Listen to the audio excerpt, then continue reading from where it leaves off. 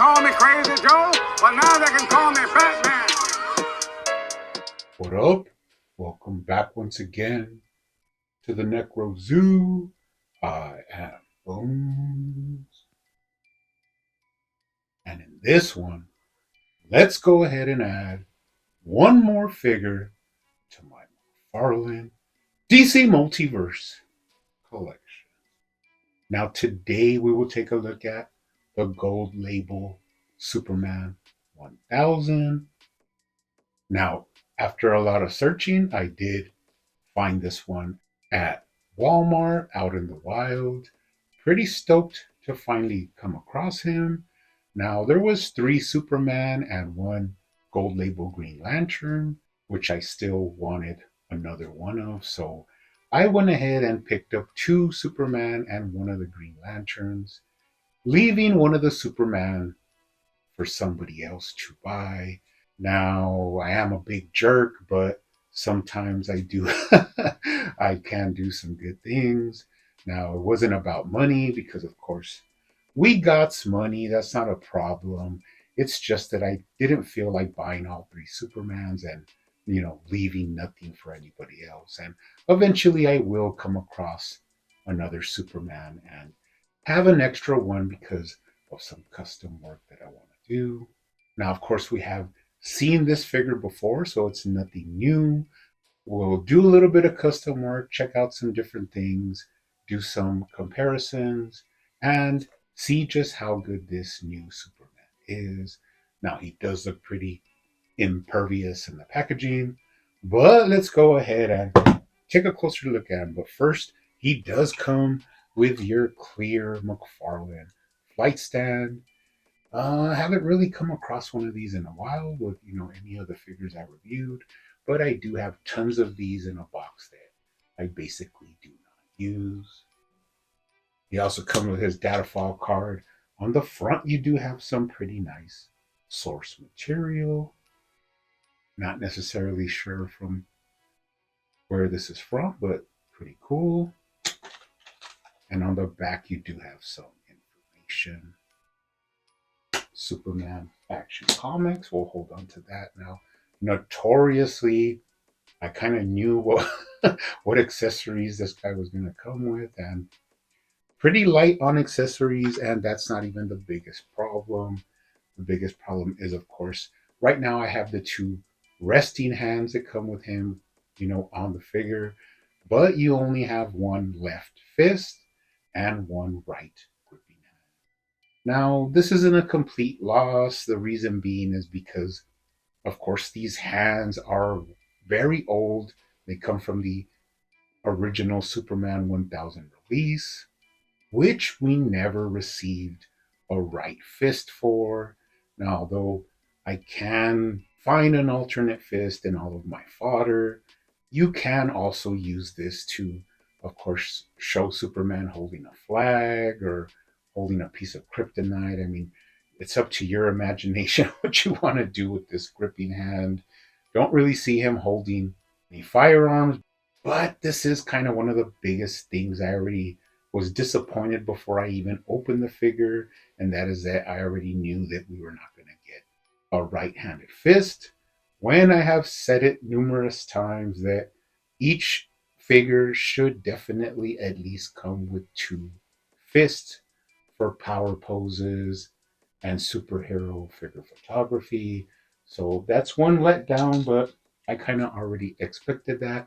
Now, the cool thing was that these at Walmart were $19.97. I think I have a picture of the receipt, which really surprises me because that shows me that after a lot of hoopla about McFarlane raising prices and the $40 crisis wave and all that stuff that happened, I'm still able to get these pretty sweet DC Multiverse figures for around $20, which is awesome.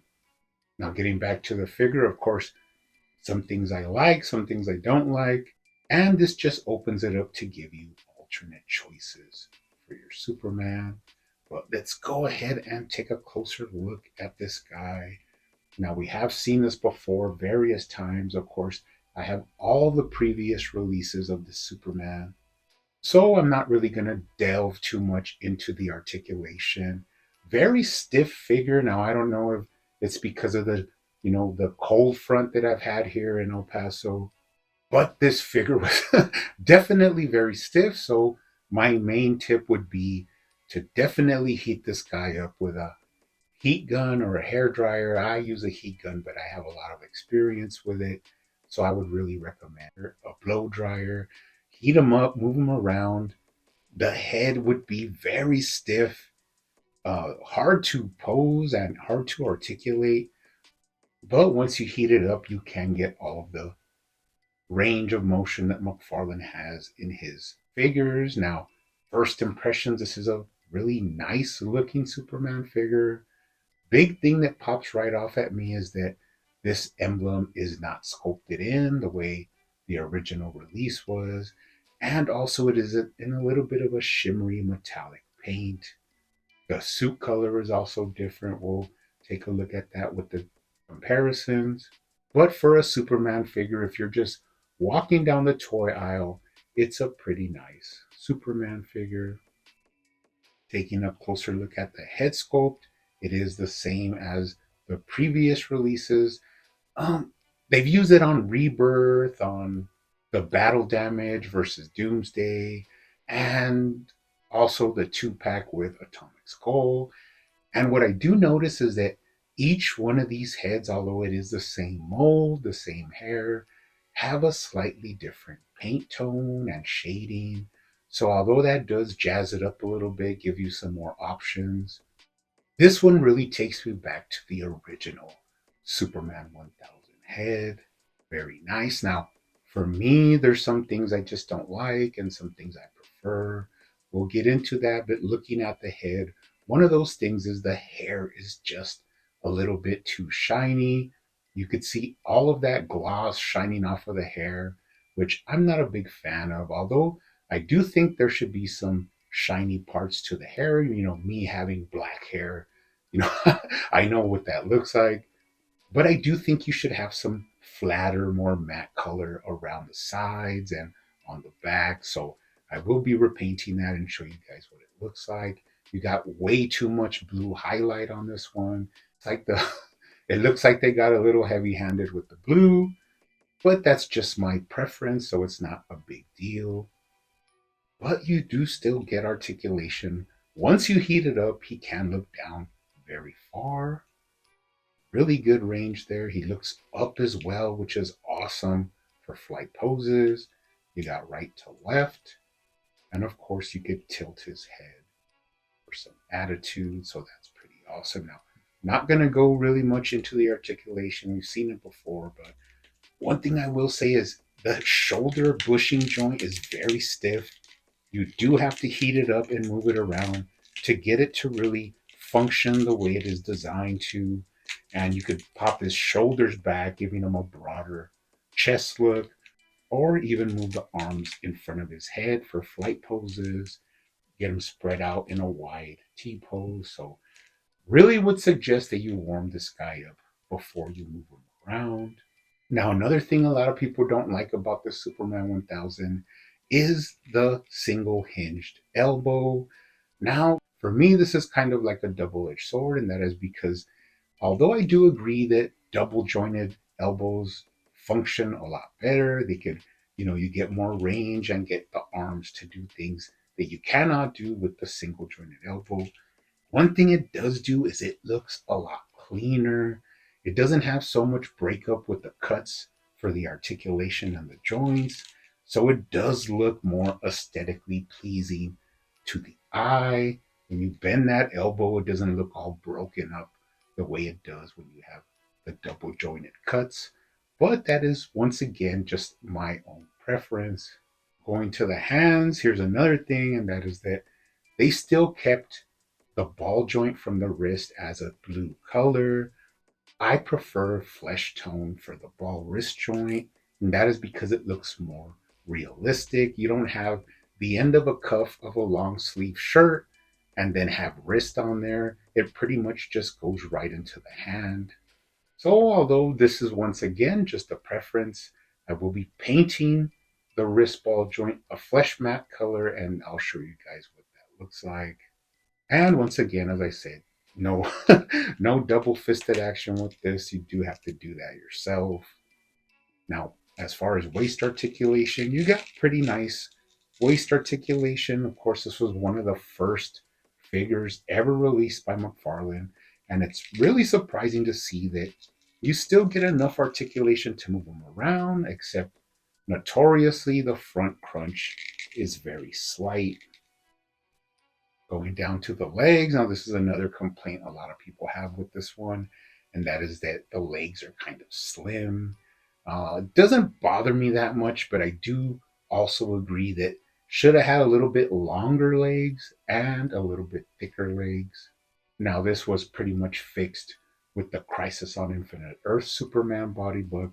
But like I said before, if you're just a casual collector and you just want a Superman figure, this really does the job and gets you there to a Superman figure.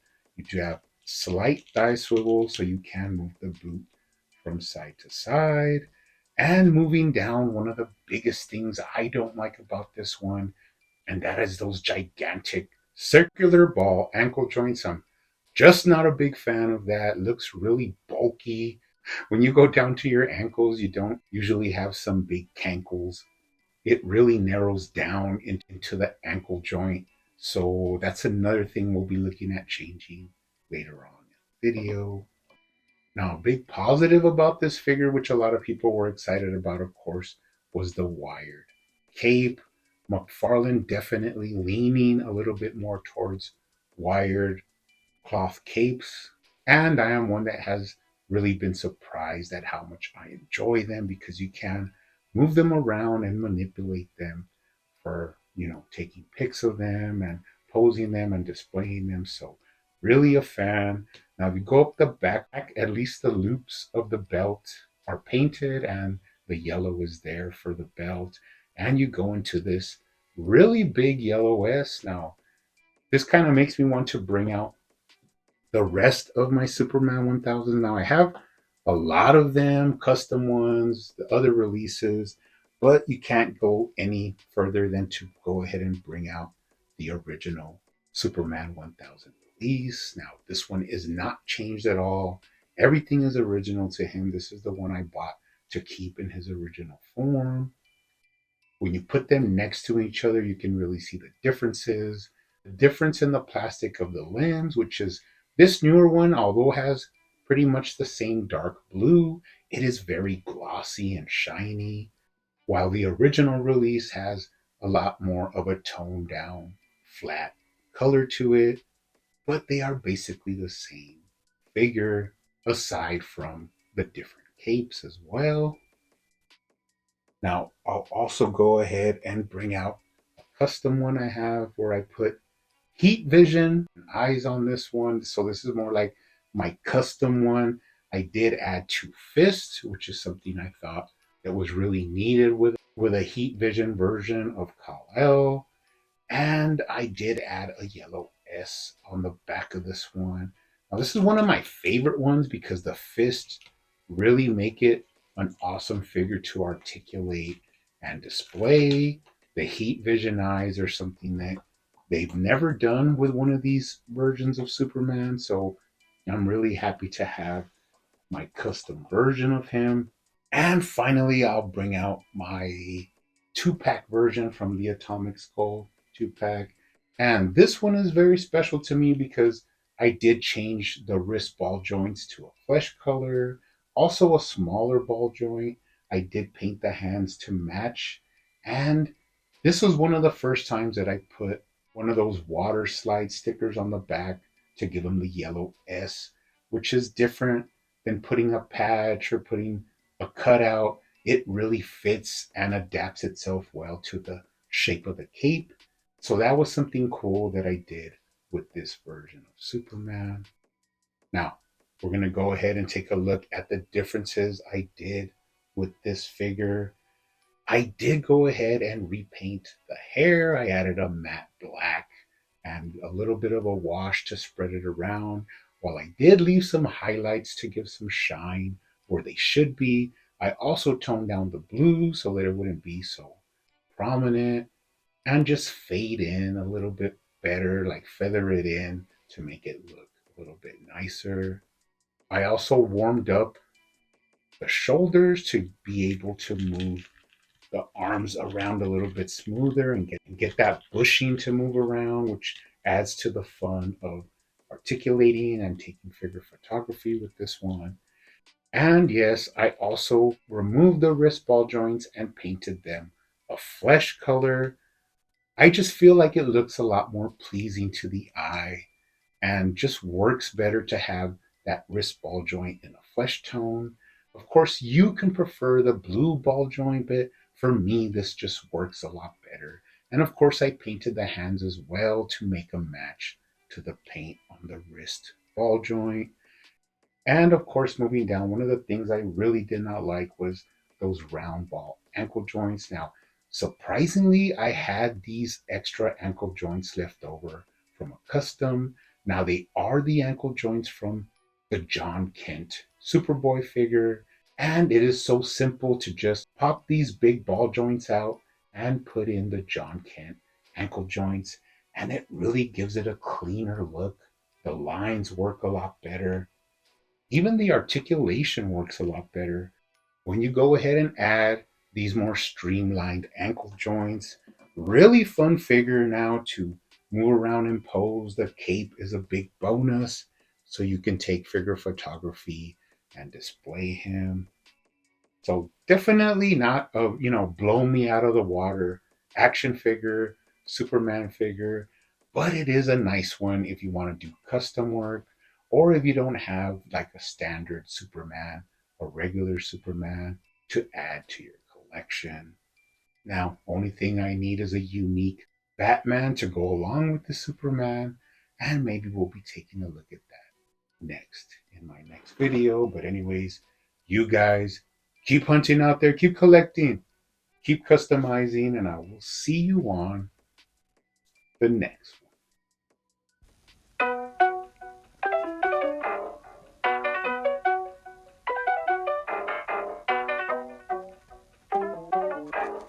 They used to call me Crazy Joe, but now they can call me Batman.